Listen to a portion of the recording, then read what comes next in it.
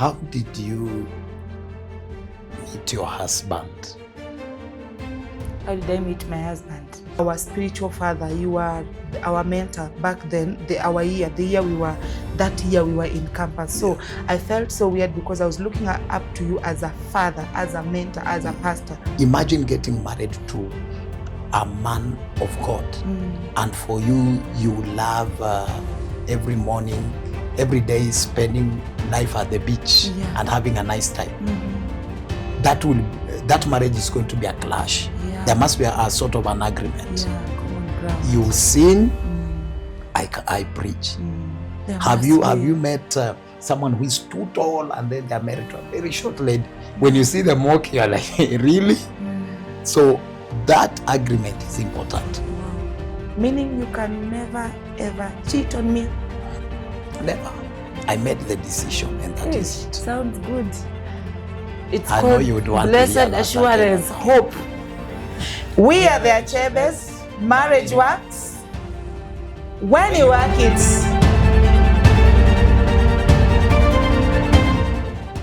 How are you? I'm fine.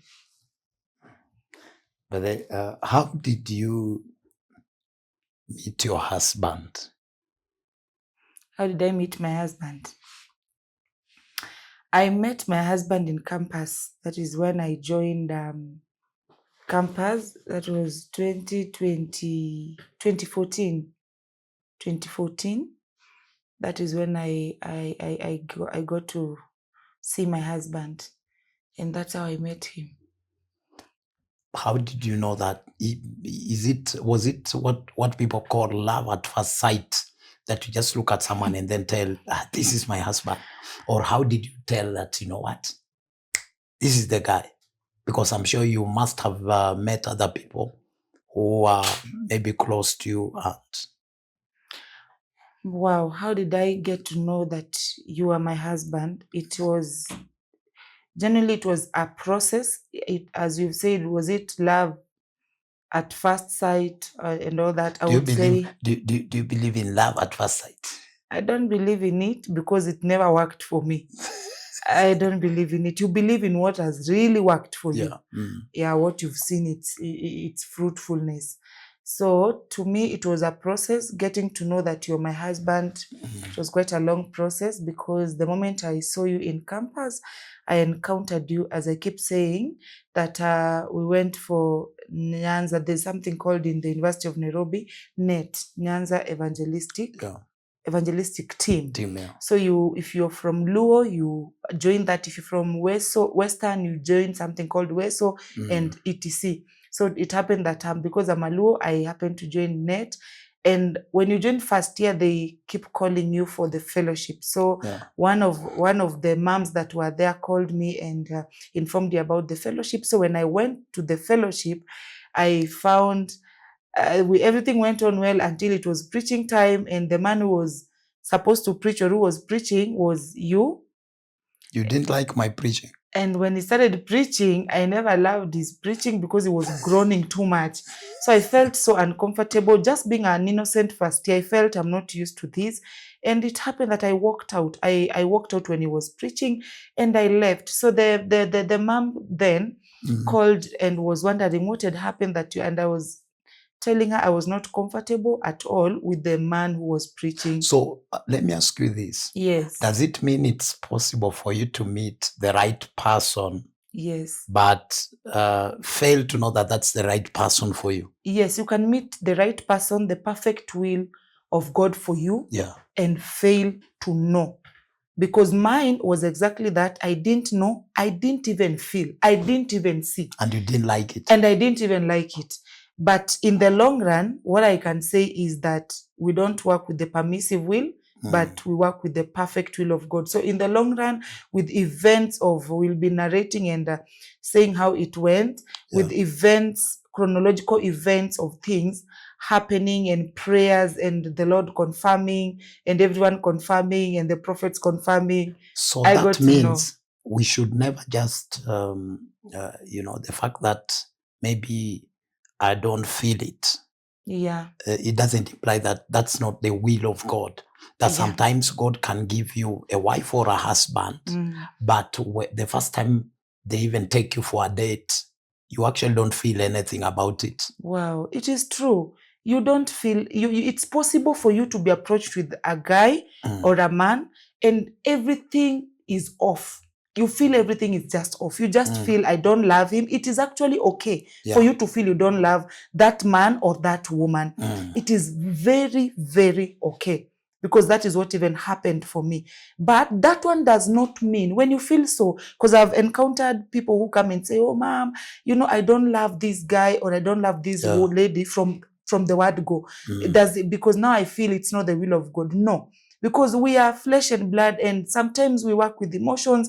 Now, sometimes also we work with the standards of men, the standards that you've placed as a woman. You want tall, they say, tall, dark and handsome. Maybe the guy wants light skin, fat, no, round, I don't know, those kind of descriptions. Because we work with such kind of things, you might really fail to... So in other terms, men have set a standard on what a beautiful woman is and what a handsome man is. They have and done sometimes that. those things can influence the decisions that we make concerning, like for me, I always wanted to marry a woman who has a problem with the eyes. So that at least they wear specs. The Lord answered your prayers. Yeah, even in high school, I remember any lady who wears specs, that was something for me. Oh, you dated them? No, I didn't date them, but I saw, for me, specs and beauty the same way. All right. Yeah. So imagine you can end up making a decision to reject a lady who is the will of God for you, but they don't have specs. Yes. Because maybe you have been cultured to believe that beauty had, and look at yourself with the specs. I would never pray that you... My eyes are completely healed. No. I'm here praying and declaring how my eyes should be perfected, but my husband is saying because for me, continue. That's part of what I wanted. So that should teach someone to appreciate the fact that you can, you know, the things that we consider important when it comes to making selections may not necessarily be important. And as you have said, you can just be emotional about a lady.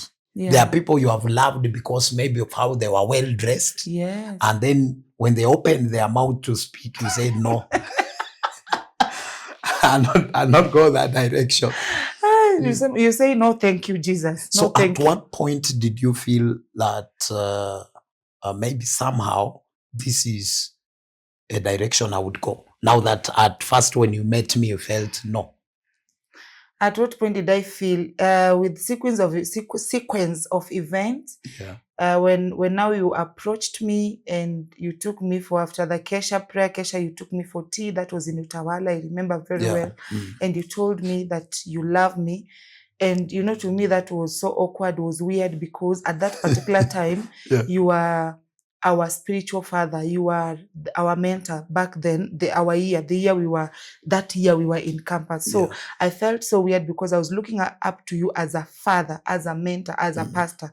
Sorry. So you coming and saying that you love me, if you remember very well, in that meeting, I cried throughout. I didn't have a definite answer. So going home, I told my mom just laughed, didn't give me any feedback. And then it took me some time, because I remember I told you, I think I need to pray.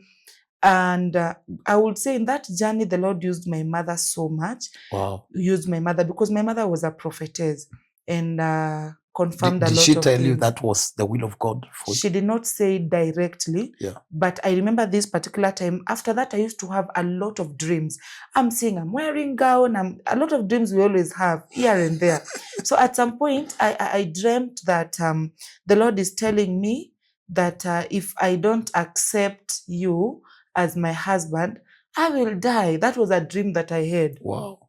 And having told my mom was like, sure, if that is what you've dreamt, it is just so. You just find a way, and it is just What would be your interpretation of that in terms of, is it possible that if someone doesn't make a decision, if you don't make a right decision in marriage, you can end up dying? Yes, I agree. From a perspective, Spiritual. not just a natural death, Yes, but maybe you can die economically. There are women you marry and you die economically. Yeah. There are women you marry and you die, or even men, spiritually you die. Financially, don't forget. Yeah, you die financially. And even there are certain women you or men you marry, and then you discover that your gift is not able to manifest. That is true. So when the Lord said, I understood it, and with the help of course of my mom, that if I don't accept you, I'll die. To me, and the interpretation was, of course, not the physical death, but death in manner that you have explained, financially, spiritually, and truth in terms be said, of the gift. In terms of the gift, I know you are a lady who had the calling of God upon your life. Yes. Do you think that maybe God was so specific and strategic in positioning you to the right person? Was the ability to nurture what is in you? Wow, that is true. The Lord, when you're working with something called the perfect will of God, it is like, you remember the it's called what? I'm forgetting something here. Yeah. It is when you're working with something called the perfect will of God. It's like when a sower goes to the field to sow seeds, and some seeds fell on the right or wrong, and also on the right ground. So when it is the perfect will of God, seems like the seed falling on the right ground. Wow. So in other words, I am a seed. Yes. And all of us must interpret ourselves as seed, both the man and definitely the woman. It's true. Me being a seed, I must fall on the right ground. And if I happen to fall on the right ground, I will surely germinate. That means my gifts will grow, will be operational. I will flourish in all aspects of life. That explains why some people get married. And if I know many people who we used to sing with when we were even young, and they were so gifted than I was. And the moment they entered married like this, wow, everything scrambled. That explains it. There's nothing like I've entered marriage. It's always about the soil, that the man is the soil there. And that is why in the book of Ephesians, the Bible talks about it's giving men the responsibility to water their wives, to teach them the word. You teach them the word. So in other words, it really matters who marries you. Take them as soil. They will determine whether you will grow or you will die. It has nothing. It has nothing in between. It is either you will flourish or you will not flourish. Especially for women, right? Especially for women. So who you marry matters. Matters a lot. Who you marry matters. And how do I determine that this is the right partner for me? Is there a way for you? You had an advantage of a spiritual mother who was prophetic enough to direct you that, you know what? That is the perfect will of God for you. That is not the perfect will of God. But now someone who is not coming from such an environment, how do they determine that, you know what, this is the right partner, this is not the right partner? What do you think? It now depends. Remember, I believe we are speaking to people who are both born again and not born again. Yes. It is, I would say, use the word, it is so easy for you to know who matches you. If you're born again, I would say the whole counsel belongs to God. That means if you have 10 guys, you have 3, you have 2, you have 1, you have to present them before the Lord and be very sure to get to understand who really the Lord wants to be, part and parcel of when of I told your life. I love you. Yes. Did you have any confirmation that from your own self, apart from your mother, did you have a confirmation that this is true or this guy is a scam? I had an intuition. Intuition is the mother of discernment. Is something like that.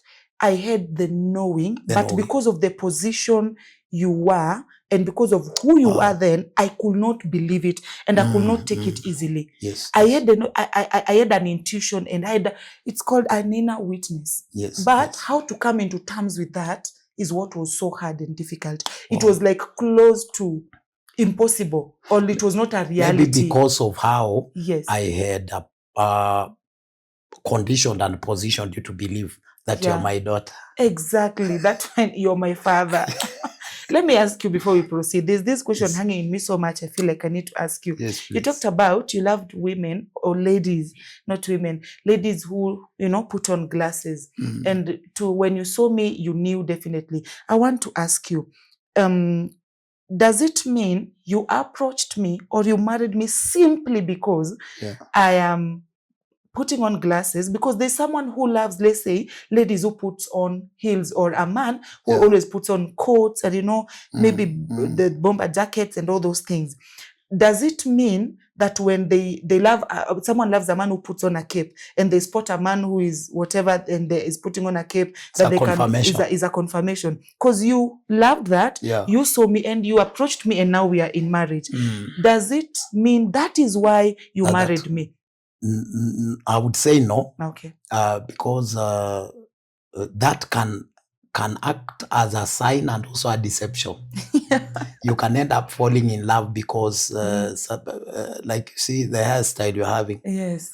You forgot to mention that is your best. This is my best. And now that we are dedicating baby number 2, I said I will put this style to impress you. This is it, and the specs. Yes. That I'm done.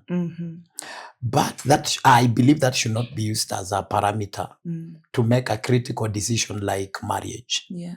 Because there are many ladies who expect.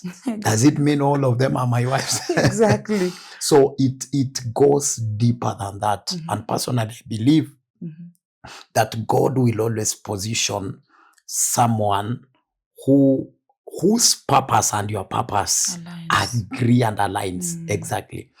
So that if you come together, you can agree. Can two walk together unless they agree? Okay. If where you are going is not where I'm going, and then we connect, there'll be a crisis. And I believe most of the time, even when we have things like divorce and people, breaking marriages, most of the time is based on we're not going the same direction. Imagine getting married to a man of God, and for you love every morning, every day, spending life at the beach and having a nice time. That marriage is going to be a clash. There must be a sort of an agreement. Common ground. You sing, I preach. Somehow your purpose of singing and my purpose of preaching marry together. Okay. You're a prophet. There are other things I'm able to do. So somehow my destiny depends on your destiny.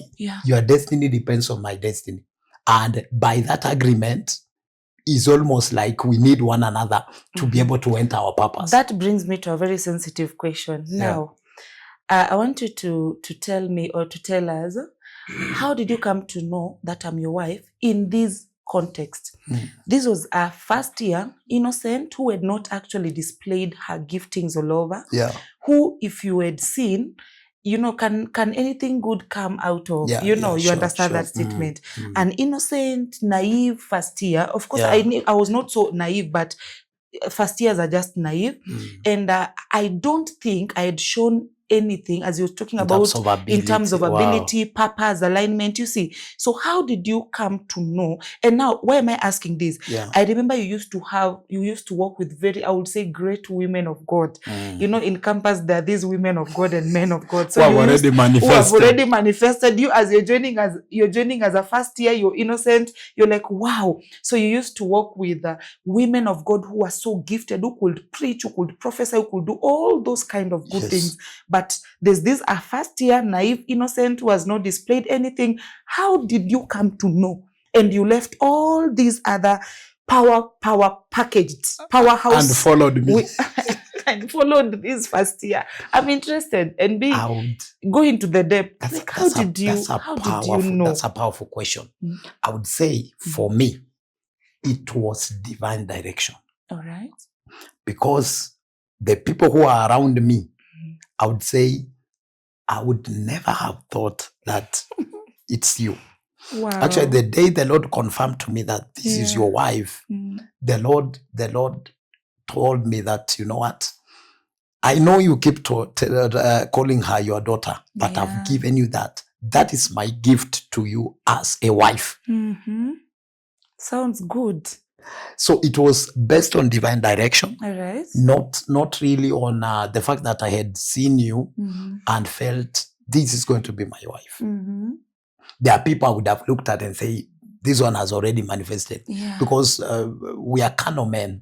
We are people who will look at something and then you're just excited. But for me, it was purely divine direction. All right. That this is your wife. And at that time, of course, you are not this. Right now, you are in your better version. If I saw this and the Lord says this is your wife, I would say amen 10 times. Very fast. But because he said that, and one of the things, personally, I believed in following the will of God. Because you remember that time I was already chasing another. That is his potential. For him is, once the Lord has spoken, there's nothing in between. We have to align. I have to align to the will of God. Yes. Because, God knows what we don't know. Yeah. You don't know a man. You don't know a woman. Yeah. Unless the Lord shows you. Yeah. People change. You can marry someone who is going to kill you tomorrow. Yeah. And you don't know. Don't even mention. And when they are getting into your life, you are so excited and you're posting pictures. A bundle of joy. A bundle of joy. So for me, it was the leading of God. Because I told you that the only time I felt a spark in me, there's a time you remember? I have a question there. In fact, there's a time we ever mentioned in a certain interview that we were fellowshipping in a certain church, and because I used to minister in the praise and worship, and now when the worship ministers are going to the altar, I was walking to the altar saw and you saw me. This is it. And you said, this is it. I want to ask you, what is this thing that you felt? Because there's someone who will see a lady and feel, of course, maybe with their bodies and blood and emotions, and you might feel to 10 ladies. That does it mean when you felt? What did you really feel? And was it a spiritual act that confirmed to you something, or was it just about physicality? I'm sure it was God giving me signals. Do you know God is not just going to give you signs spiritually. He's also going to confirm it physically. What did you see, man of God? Beauty. Beauty, but I was facing that. No, beauty is everywhere. Come on. I saw you and something struck me. And I felt this lady is beautiful. What if this was my wife?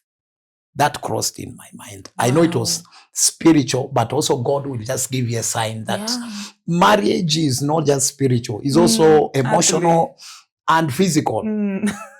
So if you want to marry, see well, see what you love, the size and everything. God does not give you what you don't like. Wow. Do you know that? Yeah, it's true. People think that God wants to give you a woman, it's too short and you don't like short ladies, or too tall and you don't like. For me, I saw and said, I did this woman. Yeah. So I knew already somehow, of course, I interpreted it that maybe I'm lasting. Yeah. But God was already giving me a sign that that's your wife. And now transferring the sign from the supernatural to the natural. Because I can assure you, it must also get to the natural. It Very didn't important. take long before he confirmed, this is your wife, take. And tomorrow go and tell her you love her. Wow. So let me ask you another question. This is bringing us to a very sensitive question. Does it mean if the Lord confirms to you, of course, these things spiritually, don't you think it's important that also men or women get to a point where they get a confirmation naturally? Because there's no way you'll just tell us how the Lord has spoken, the Lord confirmed spiritually, and then we meet people who say, I don't feel this man at all. Yes. Is it possible God to speak to you, to show you and reveal the perfect will of God for you, or you see someone who you want to settle with, and in the same way you say that I don't feel this lady at all, I don't feel this man at all, and still pursue marriage? Do you think it's possible, or is it the right way? If it's the will of God, you will feel it in your flesh, in your emotions, and in your spirit. Everywhere. Balanced, aligned. So God is not going to give you someone you're totally not interested in. In fact, God knows your desire. God knows that personally I would love a woman who wears specs like you're doing. I would love that hairstyle. So God makes sure that I would love your size. I keep telling you that size is what I wanted. Yeah. Not too slim and all of that. So God will give you, the Bible says, delight yourself in the Lord, Yes. and he shall grant you the desires of your heart. Yeah. He knows He knows that is what is you. fit for you. Right. Abraham and the generation loved beautiful women. So if you are an Abraham, God is not going to give you Leah. Exactly. He's going to give you Sarah. Wow. I have seen that work. It's true. That's how it works. Because God also wants to satisfy your desires. Wow. And it's him that has created those desires within you. So it's not just about the fact that you are getting someone, but you are getting someone you are compatible in the flesh. Wow. You're compatible emotionally and you're compatible spiritually. Wow. So that tells us that when we are looking, we are headed to marriage, and when you're entering a relationship, compatibility in all aspects, spiritually, physically, naturally, in all those aspects, is one of the things that someone must really get down to check. Are we compatible spiritually? Are we really okay spiritually, physically, like in all aspects? So because I feel most of the times, especially believers, they want to tend to lean on one side spiritually. But when now they get to the ground or in the marriage, it is now difficult because you discover we were compatible. We were okay. We were prayerful. I married hold hands, a prayer warrior. Machine. This man can preach, guys. This man can kill demons. But now when you get to marriage, he's a man who cannot provide. He's a man who cannot satisfy you. That is not romantic. He's not a father. He's not a lover. He's not all those things. And by the way, marriage is now at that point break. So I think it is one of the key areas that all of us must check and align. So it must be balanced. It must be balanced. And it's both for the man and the woman. Even as a woman, you must look at someone and say, I love the height. Wow. So because let me ask that is going to form how your children will look. Let me ask. Yes. Do you think that all these compatibilities or all these alignments are supposed to be aligned in the same percentage? Or does it mean spiritually should super high rank, then whichever, maybe I don't know, this other, does it mean they're all treated the same level, or there's one that ranks is higher than the other as we proceed down? That's a powerful question. Yeah. If you are in agreement spiritually, yes, then the conversation around emotionally, that means you are in the soul realm. Your soul is your will, your emotions, your mindset. That means you cannot marry someone who believes opposite of what you believe. Yeah. So I believe in God and someone believes in Satan. I should not marry that person. Wow. And that's why the scripture talks about not being equally yoked with non-believers. Because there must be agreement spiritually, and then there will be agreement in our mental transformation, our emotionally. You cannot marry someone who is emotionally down and you're emotionally high. There must be an agreement emotionally. There must be an agreement even physically. That is why people will tell you, I'm fat. I love ladies who are not fat and all of that. You just see, even physically, there must be that agreement. Have you met someone who is too tall and then they're married to a very short lady? When you see them walk, you're like, really? So that agreement is important. Wow. Spiritually, emotionally, and in terms of physically. You must see this person and feel a spark. If you're not feeling a spark, run away. Run away. There's a lady I dated, by the way. I never felt a spark on that lady. And I thought it's the will of God. Confessions are live here. But you see, when I entered a relationship with Yeah. you, I felt weird You felt sparks. everything. And I said, is this normal or crazy? It's demonic. But that is the will of God. It's the You will must of feel God. it. Wow. And in fact, if that spark dies, Mm. you're married, that your marriage has died. My goodness. Check if your marriage, if there's that spark both to the woman, Yeah. if you're a man to the woman, check, do you have that spark? If it's not there, start thinking.